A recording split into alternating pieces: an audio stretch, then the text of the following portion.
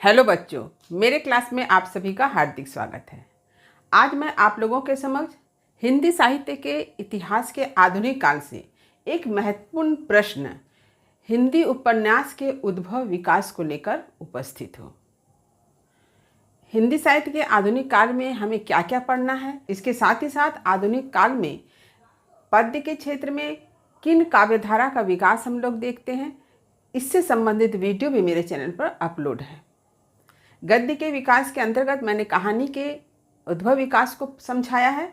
इससे संबंधित वीडियो भी आपको मेरे चैनल पर मिल जाएगा। सभी वीडियो का लिंक मैंने डिस्क्रिप्शन बॉक्स में दे दिया है, तो जिन बच्चों ने अभी तक इस वीडियो को नहीं देखा है वे डिस्क्रिप्शन बॉक्स में दिए गए लिंक को क्लिक करके पूरे वीडियो को देख सकते हैं। साथ ही साथ जो मेरे चैनल पर नए हैं वे चैनल को सब्सक्राइब जरूर कर लें, ताकि आने वाले समय में जो भी नए वीडियो मेरे चैनल पर अपलोड होंगे उन सभी वीडियो का नोटिफिकेशन आपको तुरंत मिल जाएगा। तो चलिए आरंभ करती हूँ। जैसे कि कहानी गद्य की एक विधा है, वैसे ही उपन्यास भी गद्य की एक विधा है, लेकिन यह कहानी से विस्तृत है। यहाँ पर आपको घटना समूह की गद्यात्मक प्रस्तुति मिलती है, जिसे लेखक क्या करते हैं, कथा वस्तु, चरित्र चित्रण, संवाद आदि के माध्यम से उनका कलात्मक वर्णन करते हैं। तो सबसे पहले हम समझते हैं कि उपन्यास है क्या। देखिए, उपन्यास दो शब्द से मिलकर बना है, उप और न्यास, जिसमें उप का अर्थ है नज़दीक या समीप, न्यास का अर्थ है अमानत, धरोहर, थाती। इसे रचना भी कह सकते हैं। तो क्या परिभाषा हुई? किसी घटना या घटना समूह की वह गद्यात्मक प्रस्तुति उपन्यास कही जाती है, जिसमें लेखक भावपूर्ण विस्तार के साथ कथा वस्तु, चरित्र चित्रण, संवाद आदि का कलात्मक वर्णन करता है। यानी उपन्यास क्या है? घटना समूह की गद्यात्मक प्रस्तुति है, जिसे लेखक किसके द्वारा प्रस्तुत करता है? जिसे लेखक कथा वस्तु, चरित्र चित्रण और संवाद के माध्यम से प्रस्तुत करता है। उपन्यास में एक विस्तृत कथा होती है, जो अपने भीतर अन्य गौण कथाएं समेटे रहती है। समाज और व्यक्ति की विविध अनुभूतियों और संवेदनाएं, अनेक प्रकार के दृश्य और घटनाएं, साथ ही अनेकों चरित्र का समावेश इसकी कथा में होता है। यानी उपन्यास की कथा विस्तृत होती है। इसमें एक मुख्य कथा होगी, इसके साथ ही साथ गौण कथा भी होगी। इसमें अनेक चरित्रों का समावेश होता है। मुख्य नायक और नायिका के साथ अन्य चरित्रों का भी समावेश इसमें हम देखते हैं। उपन्यास में घटनाओं का समूह देखते हैं। यदि आपने कहानी पढ़ी है तो आपने देखा होगा कि कहानी में कथा संक्षिप्त होती है, पात्रों की संख्या कम होती है, घटनाएं कम होती है, परंतु ठीक इसके विपरीत उपन्यास की कथा विस्तृत होती है। इसमें अनेकों चरित्र का समावेश होता है, इसमें अनेक घटनाओं का समावेश होता है। तो कहानी की तुलना में उपन्यास की कथा विस्तृत होती है। कहानी में जैसे एक कथा होगी, लेकिन उपन्यास में एक मुख्य कथा के साथ अन्य गौण कथाएं भी होती है। हिंदी उपन्यास का विकास अंग्रेजी साहित्य के प्रभाव और संपर्क से हुआ है। तो हिंदी साहित्य में हम जिसे उपन्यास कहते हैं, अंग्रेजी साहित्य में वह है नॉवेल, जिसे हम कह सकते हैं दीर्घ कथात्मक गद्य रचना। परंतु हिंदी में उपन्यासों के पूर्व बंगला साहित्य में यह काफ़ी विकसित हो चुका था, और कदाचित बंगला साहित्य की देखा देखी में भी उपन्यासों का सूत्रपात हुआ। अंग्रेजी साहित्य से बंगला साहित्य में उपन्यास का सूत्रपात देखते हैं, और बंगला साहित्य से हिंदी में उपन्यास का सूत्रपात हुआ है। अब देखते हैं उपन्यास की परिभाषा। विभिन्न विद्वानों द्वारा दी गई उपन्यास की परिभाषा को भी हम समझ लें। देखिए, विभिन्न विद्वानों ने उपन्यास की क्या परिभाषा दी, इसे भी देख लेते हैं। पहला, बेकर अर्नेस्ट ए। उपन्यास को हम गद्य में कल्पित आख्यान के माध्यम से की गई जीवन की व्याख्या कह सकते हैं। यानी यह गद्य में कल्पित आख्यान है, और इसे कहा गया है कल्पित, और जो जीवन की व्याख्या को प्रस्तुत करे। दूसरा, डॉक्टर हजारी प्रसाद द्विवेदी। उपन्यास आधुनिक युग की देन है, यह आधुनिक व्यक्तिवादी दृष्टिकोण का परिणाम है। तीसरा, श्याम सुंदर दास। उपन्यास मानव जीवन के वास्तविक जीवन की काल्पनिक कथा है। यानी उपन्यास में मानव जीवन की कथा को ही प्रस्तुत किया जाता है, लेकिन कल्पना के माध्यम से। चौथा, मुंशी प्रेमचंद। मैं उपन्यास को मानव जीवन का चित्र समझता हूँ। मानव चरित्र पर प्रकाश डालना और उनके रहस्यों को खोलना ही उपन्यास का मुख्य स्वर है। यह काफ़ी इंपॉर्टेंट है कि मुंशी प्रेमचंद जी की धारणा उपन्यास के संबंध में क्या है, इसे आप जरूर समझें, क्योंकि उन्होंने उपन्यास को मानव जीवन का चित्र माना है। पांचवा, जैनेन्द्र। उपन्यास एक गद्यमय आख्यान है, जिसमें मानव के सुख एवं पीड़ा के वर्णन रहते हैं। पीड़ा में परमात्मा बसते हैं, मेरे उपन्यास आत्मपीड़न के साधन हैं। तो जैनेंद्र जी ने भी उपन्यास को गद्यमय आख्यान माना है और मानव के सुख दुख का चित्रण ही हम उपन्यास में देखते हैं। तो उपन्यास हिंदी साहित्य के अंतर्गत एक नवीन विधा है, क्योंकि इसका आरंभिक रूप हम कहाँ देखते हैं? अंग्रेजी साहित्य में देखते हैं। फिर भी आलोचकों ने जो कुछ भी हिंदी उपन्यास के बारे में लिखा है कि हमारे भारतीय साहित्य में उपन्यास का आरंभिक रूप कैसा था, उस बारे में भी हमें एक बार जान लेना चाहिए। हिंदी उपन्यास विधा आधुनिक युग की देन के रूप में मान्य है। हिंदी में इस शब्द का व्यवहार यूरोपीय साहित्य के प्रभाव स्वरूप हुआ है, किंतु इसका यह तात्पर्य नहीं है कि भारत में पहले उपन्यास जैसी वस्तु की सत्ता थी ही नहीं। भारतीय संस्कृत साहित्य में हितोपदेश, पंचतंत्र, कथा, सरित सागर, बृहत कथा, वैताल पंच, विंशति, वासवदत्ता, दस कुमार चरित तथा कादम्बरी आदि कथा साहित्य में औपन्यासिकता किंचित रूप में विकसित हो चुकी थी। यह बात अलग है कि उक्त ग्रंथों में आधुनिक उपन्यासों के सारे गुण और योग्यताएं मिलनी संभव नहीं है। तो आलोचकों ने यह माना है कि उपन्यास का आरंभिक स्वरूप हमारे प्राचीन साहित्य में मिलता है। तो हमारे संस्कृत साहित्य में ही उपन्यास का आरंभिक रूप दिखता है, लेकिन उसमें आधुनिक उपन्यास के जो गुण हैं उनका अभाव हम देखते हैं। 19वीं सदी के हिंदी साहित्य में उपन्यास का उद्भव और विकास अंग्रेजी साहित्य के परिणाम स्वरूप है। हिंदी में उपन्यासों के पूर्व बंगला साहित्य में उपन्यास काफ़ी विकसित हो चुका था। प्रारंभिक काल में बंगला के उपन्यासों का हिंदी में अनुवाद हुआ। तो हिंदी उपन्यास का आरंभिक रूप जो हम देखते हैं उसमें क्या देखते हैं कि आरंभिक काल में बंगला उपन्यास का अनुवाद हिंदी में हुआ है। हिंदी उपन्यास की जो विकास यात्रा है इसे 3 भागों में बांटा गया है। जैसे आप यहाँ देख सकते हैं कि हिंदी उपन्यास साहित्य के विकास क्रम को हम मुंशी प्रेमचंद को केंद्र में रखकर 3 भागों में बांट सकते हैं। पहला प्रेमचंद पूर्व युग, दूसरा प्रेमचंद युग और तीसरा है प्रेमचंदोत्तर युग। और इसकी समय सीमा क्या है इसे भी आप देख लें, ब्रैकेट में मैंने लिख दिया है। अब देखिए पूर्व प्रेमचंद युग में हमें क्या क्या पढ़ना है। पहला प्रमुख उपन्यास और वह उनकी रचनाएं, दूसरा हम पढ़ेंगे मुख्य विषय, तीसरा पढ़ेंगे मुख्य विशेषताएं। तो सबसे पहले प्रमुख उपन्यासकार और उनकी रचनाएं। तो सबसे पहले भारतेंदु हरिश्चंद्र, जिनकी प्रमुख रचना है पूर्ण प्रकाश चंद्र प्रभा अनुदित, यानी अनुवाद किया गया है। दूसरा देखिए लाला श्रीनिवास, रचना का नाम है परीक्षा गुरु, जिसे प्रथम मौलिक उपन्यास माना जाता है। समय है 1882 ईस्वी, यानी इसका प्रकाशन काल है 1882 ईस्वी। परीक्षा गुरु में दिल्ली के एक सेठ पुत्र की कहानी है जो कुसंगति में पड़ गया था, जिसका उद्धार अंत में एक सज्जन मित्र के द्वारा हुआ। यानी कथा का जो मूल है वह यहाँ पर मैंने लिख दिया है। तीसरा देखिए श्रद्धाराम फिल्लौरी, इन्होंने भाग्यवती नाम का उपन्यास लिखा। चौथा बालकृष्ण भट्ट, बालकृष्ण भट्ट ने 2 उपन्यास लिखे, नूतन ब्रह्मचारी, 100 अजान 1 सुजान। तो नूतन ब्रह्मचारी का प्रकाशन वर्ष है 1886 ईस्वी और 100 अजान 1 सुजान का प्रकाशन वर्ष है 1892 ईस्वी। पांचवा देखिए राधा कृष्ण दास, उपन्यास का नाम है निस्सहाय हिंदू, प्रकाशन वर्ष है 1890 ईस्वी। छठा बाल मुकुंद गुप्त, इनके उपन्यास का नाम है कामिनी। 7 नंबर देवकी नंदन खत्री, जिन्होंने चंद्रकांता और चंद्रकांता संतति की रचना की। चंद्रकांता का रचना वर्ष है 1891 ईस्वी। इनके उपन्यासों में तिलस्मी और एयारी का वर्णन है। ये उपन्यास इतने लोकप्रिय हुए कि कई लोगों ने इन्हें पढ़ने के लिए हिंदी सीखी।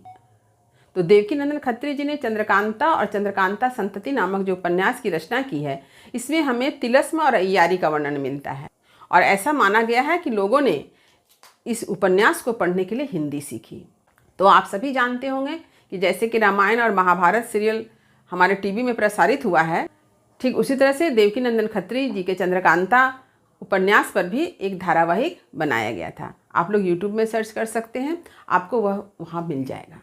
तो यह इतना फेमस था, इतना प्रसिद्ध था उस वक्त कि लोग इसे देखने से पीछे नहीं हटते थे। जैसे रामायण महाभारत को देखने के लिए लोग जैसे एकदम समय के पाबंद हो गए थे कि इतने बजे से रामायण सीरियल टीवी पर आएगा, तो लोग एकदम तैयार होकर बैठ जाते थे। ठीक यही स्थिति चंद्रकांता सीरियल जब दिखाई जा रही थी तब भी थी। तो आप लोग अगर चंद्रकांता उपन्यास नहीं पढ़े हों तो कम से कम आप उस सीरियल को ज़रूर देखें।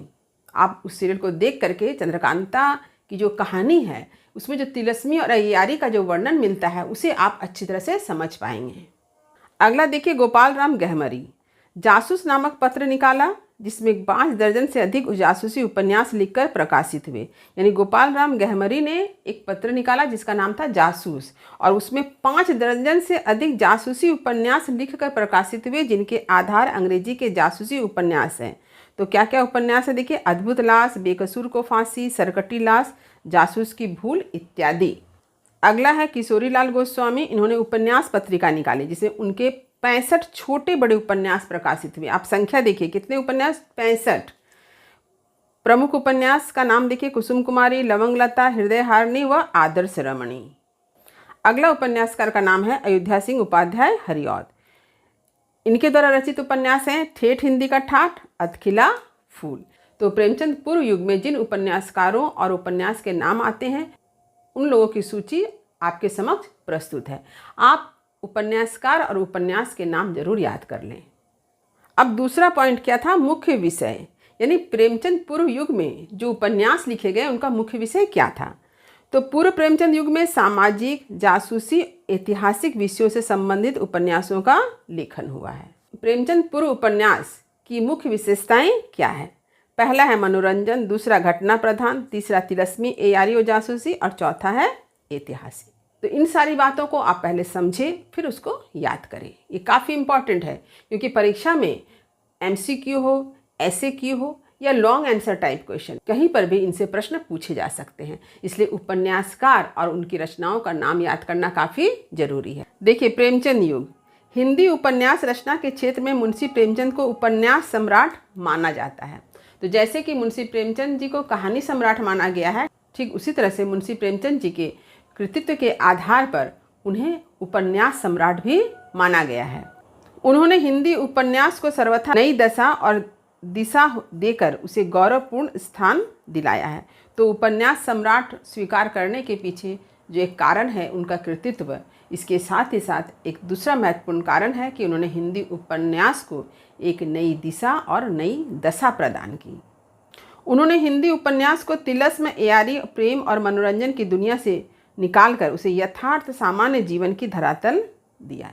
तो यह है मुंशी प्रेमचंद जी की विशेषता कि प्रेमचंद पूर्व युग में तिलस्मी, अय्यारी संबंधी उपन्यास लिखे गए। वहाँ पर उपन्यास का उद्देश्य था मनोरंजन, प्रेम, तिलस्मी और अय्यारी। तो मुंशी प्रेमचंद जी ने उपन्यास को उस क्षेत्र से बाहर निकालकर उसे यथार्थ सामान्य जीवन का धरातल प्रदान किया, यानी उसे सच्चाई की ओर उन्मुख किया।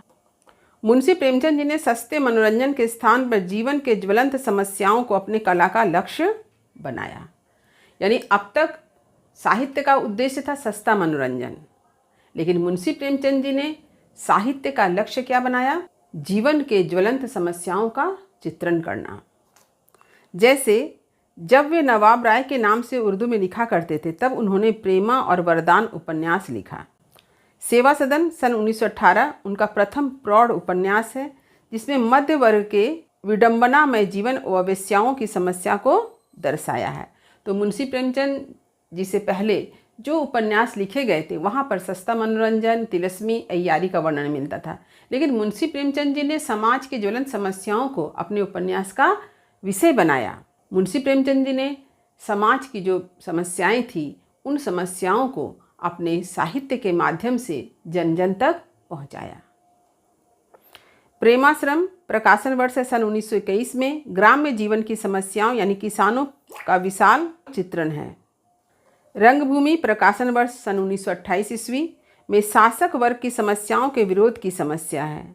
कर्मभूमि सन 1932 ईस्वी प्रकाशन वर्ष एक राजनीतिक उपन्यास है, जिसमें जनता की साम्राज्य विरोधी भावना है।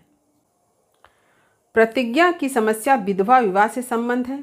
गबन, जिसका प्रकाशन वर्ष है सन 1931 ईस्वी में आभूषणों की लालसा के दुष्परिणामों तथा मध्य वर्ग के आर्थिक विषमता को दर्शाया गया है। कायाकल्प में उन्होंने योगाभ्यास, पुनर्जन्मवाद आदि विषयों को प्रस्तुत किया है। उनके उपन्यास परंपरा के विपरीत था और उनका सबसे हल्का उपन्यास है। कहने का तात्पर्य यह है कि मुंशी प्रेमचंद जी ने जिन उपन्यासों की रचना की है, उन सभी उपन्यासों की जो समस्याएं हैं वो काफ़ी ज्वलंत है, समकालीन है। लेकिन एकमात्र कायाकल्प ही एक ऐसा उपन्यास है जिसमें उन्होंने योगाभ्यास, पुनर्जन्मवाद ऐसी समस्याओं को प्रस्तुत किया है, इसलिए इसे हल्का उपन्यास कहा गया है। निर्मला प्रकाशन वर्ष सन 1922 में दहेज, अनमेल विवाह तथा विमाता की समस्याओं का चित्रण किया गया है। गोदान प्रकाशन वर्ष सन 1936 में किसान और मजदूर के शोषण की करुण कथा है। गोदान मुंशी प्रेमचंद का ही नहीं बल्कि हिंदी साहित्य जगत का श्रेष्ठ उपन्यास है। गोदान और निर्मला उपन्यास को छोड़कर से सभी उपन्यासों में उनका दृष्टिकोण आदर्शोन्मुख यथार्थवादी रहा। वे समस्या को प्रस्तुत करके गांधीवादी ढंग से उनका समाधान प्रस्तुत कर देते हैं, किंतु गोदान और निर्मला उपन्यास में वे एकदम पूर्णतः यथार्थवादी दृष्टिगोचर होते हैं। यानी उनके सभी उपन्यासों में हम देखते हैं कि समस्या है तो समाधान है, लेकिन गोदान और निर्मला उपन्यास में वे पूर्णतः यथार्थवादी हो गए। यहाँ पर उनका यथार्थवादी दृष्टिकोण दिखाई देता है। आचार्य हजारी प्रसाद द्विवेदी जी ने मुंशी प्रेमचंद जी के बारे में जो कहा है ये काफ़ी इम्पॉर्टेंट है, इसे भी आपको जानना चाहिए, क्योंकि इसे आप जब पढ़ेंगे तो आपको मुंशी प्रेमचंद जी के बारे में और भी बहुत सी जानकारी प्राप्त होगी कि उनका व्यक्तित्व कैसा था। आचार्य हजारी प्रसाद द्विवेदी जी ने मानवतावादी कलाकार प्रेमचंद के महत्व को बतलाते हुए लिखते हैं, यानी प्रेमचंद को उन्होंने मानवतावादी कलाकार माना है। और उन्होंने क्या लिखा है देखिए, प्रेमचंद शताब्दियों से पदतलित, अपमानित और उपेक्षित कृषकों की आवाज़ थे। पर्दे में कैद, पद पर लांछित और असहाय नारी जाति की महिमा के जबरदस्त वकील थे। गरीबों और बेकारों के महत्व के प्रचारक थे। अगर आप उत्तर भारत की समस्त जनता के आचार विचार, भाषा, भाव, रहन सहन, आशा, आकांक्षा, दुख, सुख और सूझबूझ जानना चाहते हैं तो प्रेमचंद से उत्तम परिचायक आपको नहीं मिल सकता।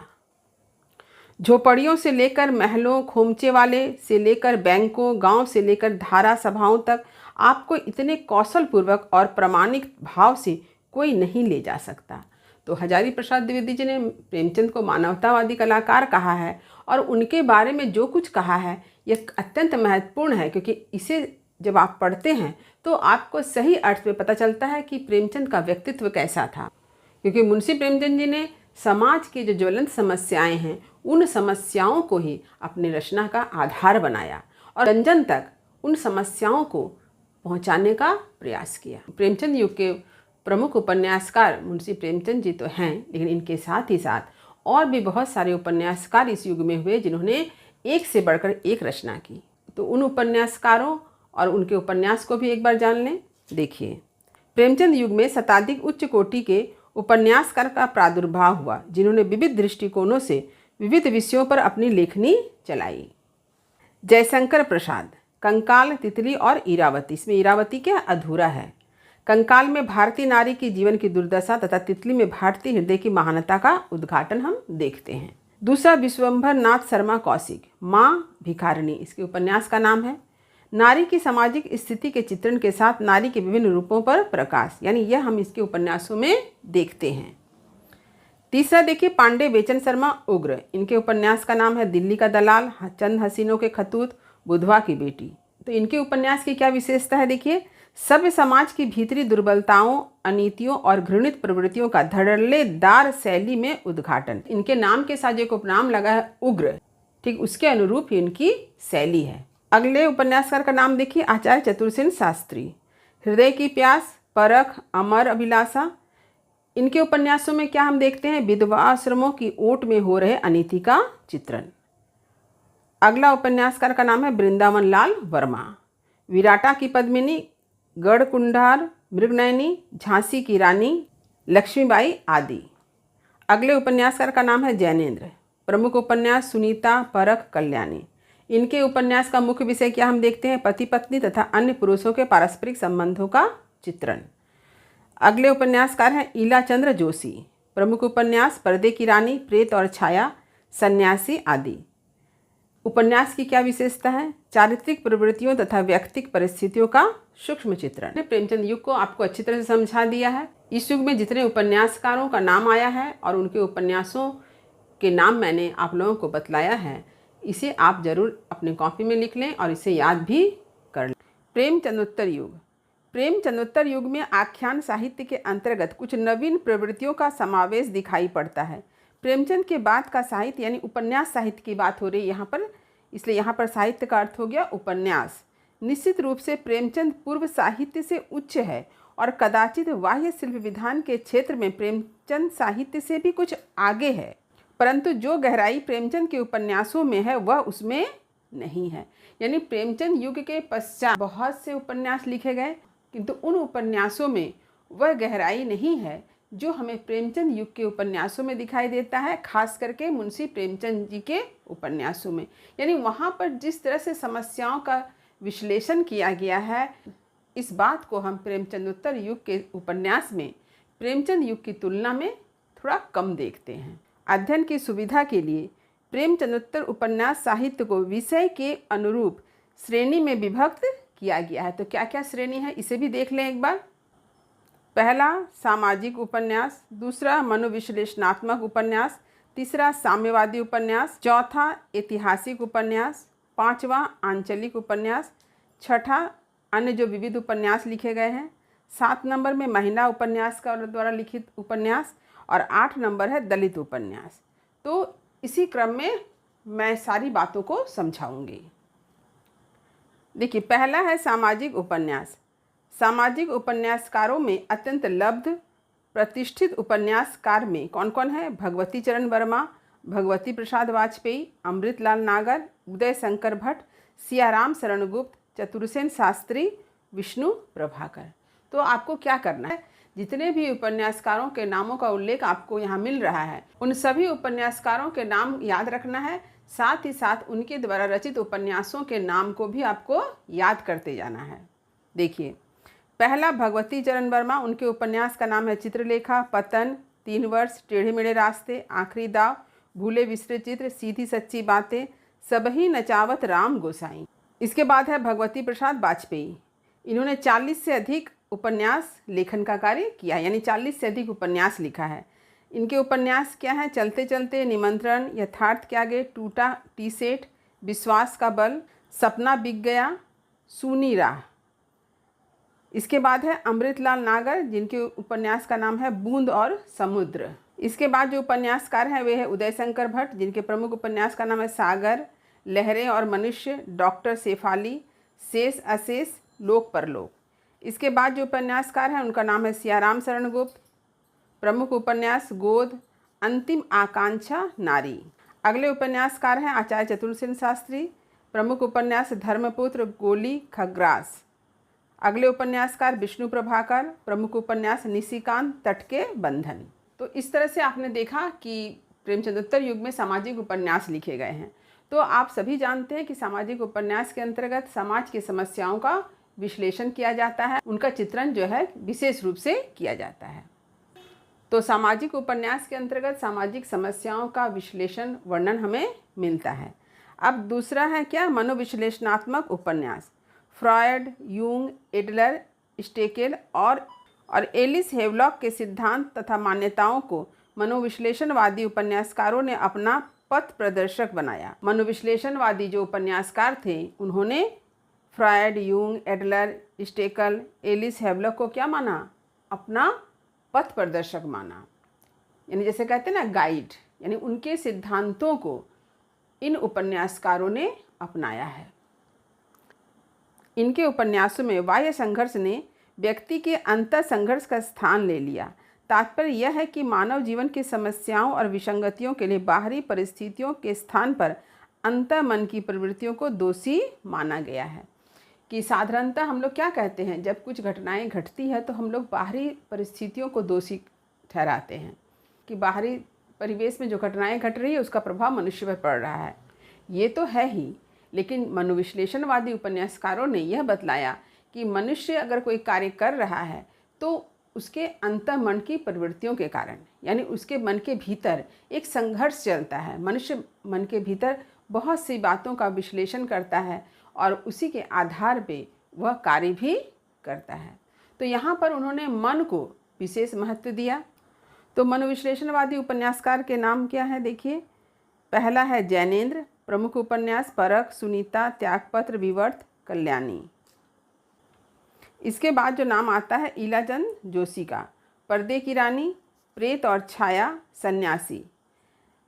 चारित्रिक प्रवृत्तियों तथा व्यक्तिक परिस्थितियों का सूक्ष्म चित्रण, यानी इनके उपन्यासों में हमें क्या दिखाई देता है, चारित्रिक प्रवृत्तियों तथा व्यक्तिक परिस्थितियों का सूक्ष्म चित्रण दिखाई देता है। अगले उपन्यासकार हैं डॉक्टर देवराज। प्रमुख उपन्यास पथ की खोज, बाहर भीतर, रोड़े और पत्थर, अजय की डायरी। इनके उपन्यास में हम क्या देखते हैं, शिक्षित मध्यवर्ग के करुण यथार्थ का मनोवैज्ञानिक चित्रण। अगले उपन्यासकार हैं धर्मवीर भारती। प्रमुख उपन्यास गुनाहों का देवता, सूरज का सातवां घोड़ा। अगले उपन्यासकार हैं प्रभाकर माचवे। प्रमुख उपन्यास परंतु द्वाभा सांचा। अगले उपन्यासकार का नाम है नरेश मेहता। प्रमुख उपन्यासकार डूबते मस्तूल। अगले उपन्यासकार हैं डॉक्टर रघुवंश। उपन्यास का नाम तंतुजाल। अगले उपन्यासकार हैं सर्वेश्वर दयाल सक्सेना। प्रमुख उपन्यास सोया हुआ जल। इसके बाद जो उपन्यासकार हैं वे हैं भारत भूषण अग्रवाल। प्रमुख उपन्यास है लौटती लहरों की बांसुरी। अगले उपन्यासकार हैं निर्मल वर्मा। प्रमुख उपन्यासकार हैं वेदिन। तो मनोविश्लेषणात्मक उपन्यास जो लिखे गए उनकी क्या मुख्य विशेषताएं हैं, देख लीजिए। पहला, व्यक्ति के अंतर्मन की कुंठा व निराशा का चित्रण। दूसरा है सामाजिकता की अवहेलना। तीसरा है व्यक्तिवादी प्रवृत्ति की महत्ता। चौथा है नारी चरित्र की प्रधानता। तो ये है मनोविश्लेषणवादी उपन्यास की प्रमुख विशेषता।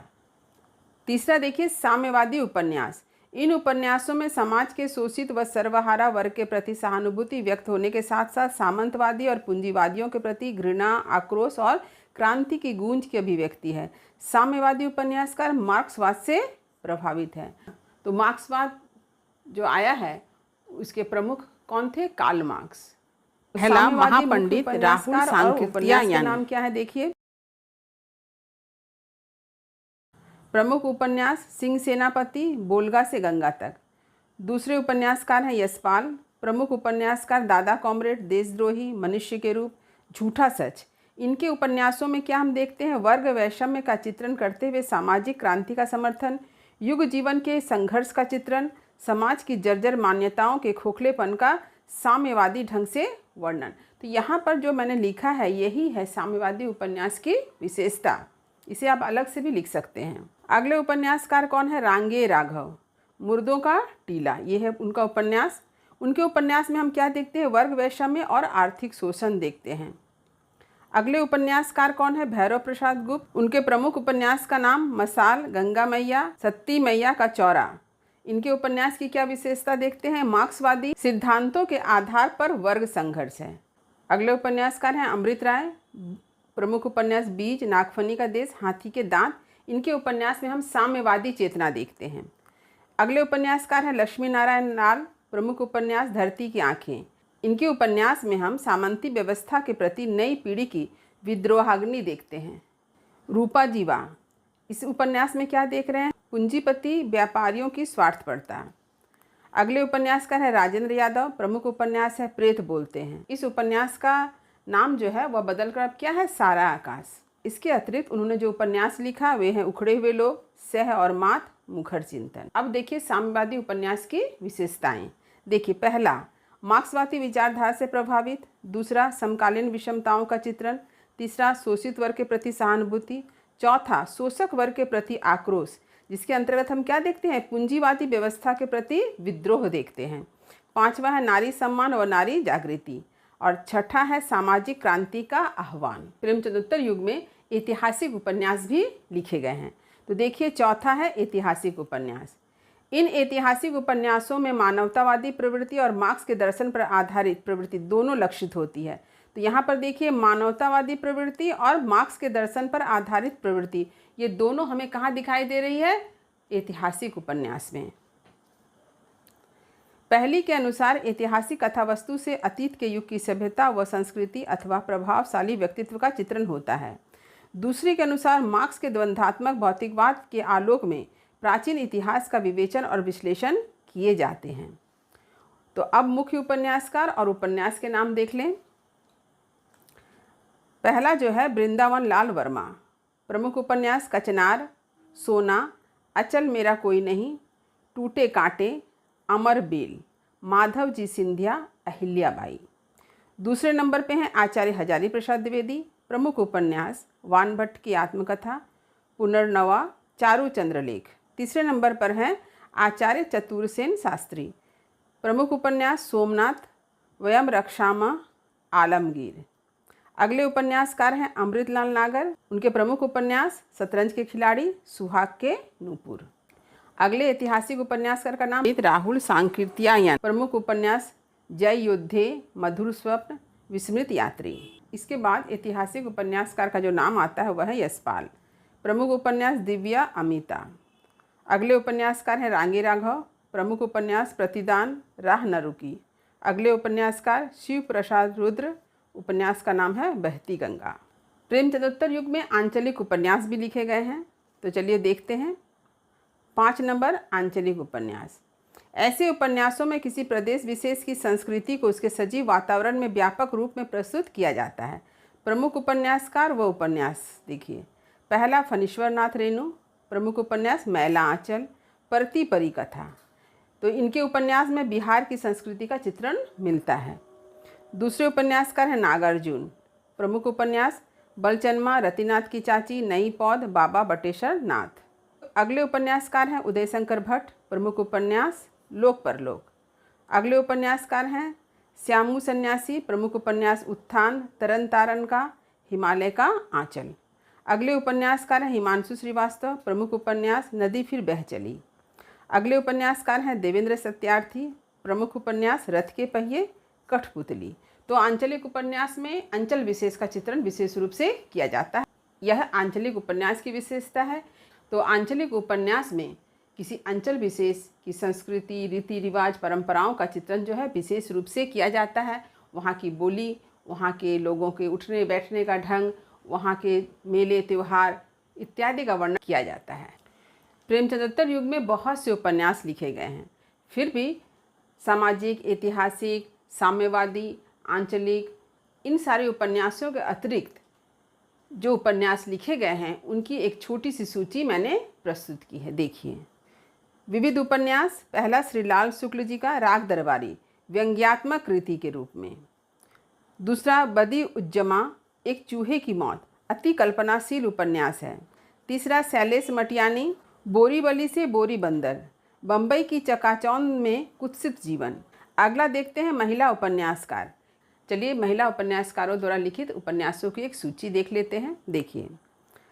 महिला उपन्यासकार में जो पहला नाम आता है साध्वी सती प्राण अबला, जिनका प्रमुख उपन्यास है सुहासिनी। इसे हम प्रथम महिला उपन्यासकार के रूप में स्वीकार करते हैं, यानी हिंदी साहित्य जगत में इन्हें प्रथम महिला उपन्यासकार के रूप में स्वीकार किया गया है।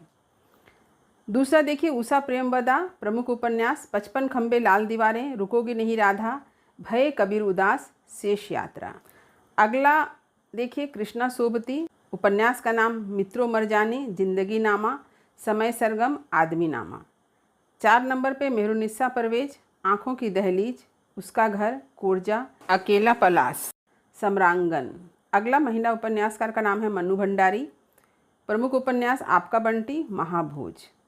इसके बाद नाम आता है शिवानी का, प्रमुख उपन्यासकार 14 फेरे, कृष्णकली, भैरवी। अगला महिला उपन्यासकार का नाम है ममता कालिया, प्रमुख उपन्यास बेघर, साथी, एक पत्नी के नोट्स। अगला महिला उपन्यासकार का नाम है मृदुला गर्ग, वंशज, उसके हिस्से की धूप। इसके साथ ही साथ कुछ अन्य महिला उपन्यासकारों का नाम भी हम इस क्षेत्र में ले सकते हैं।